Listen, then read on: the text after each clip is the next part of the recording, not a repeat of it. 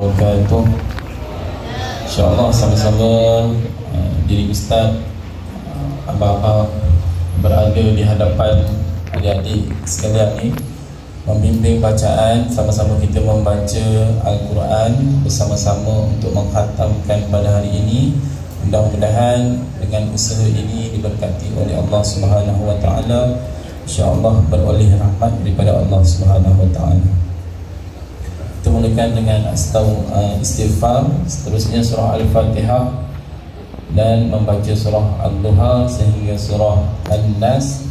Kemudian sambung lagi dengan bacaan Al-Fatihah dan permulaan surah Al-Baqarah. Bismillahirrahmanirrahim.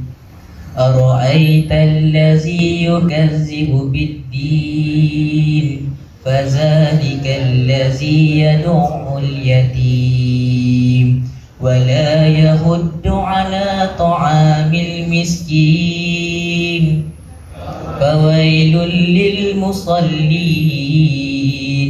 alladhina hum an salatihim sahun alladhina hum yura'un wa yamna'una al-ma'un. La ilaha illallah wallahu akbar. Bismillahirrahmanirrahim. Inna a'tainakal kautsar fasalli li rabbika wanhar. Inna syani'aka huwal abtar.